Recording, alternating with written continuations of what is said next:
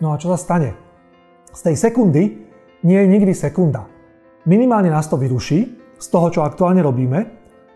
Musíme preskočiť do nejakého iného túlu, reportu, alebo sa len potrebujeme zamysleť nad tým, čo bolo na nejakom minulom meetingu. A na základe toho hľadáme odpoveď na tú mikrootázku, ktorú sme dostali. A tým strácame koncentráciu voči tomu, čo sme robili. Naša pozornosť je výrazne rozptylovaná a rozptýlená. Ľahšie niečo prehliadneme alebo urobíme chybu.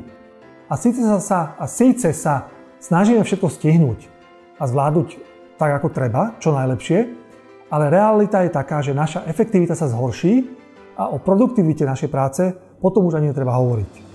Multitasking je obrovská pasca pre projektových manažérov.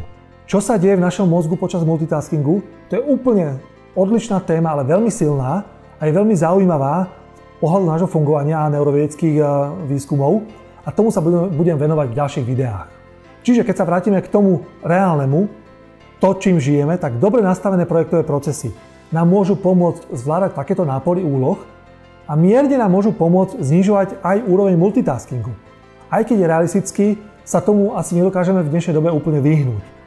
To by sme sa museli nechať niekde preniesť do nejakého ideálneho sveta, nejakého dokonalého projektu, ale bohužiaľ vďaka všetkému fungujeme v tej našej realite, ktorú si môžeme spolu vytvárať a to je kľúčové, čiže máme na ňu vplyv.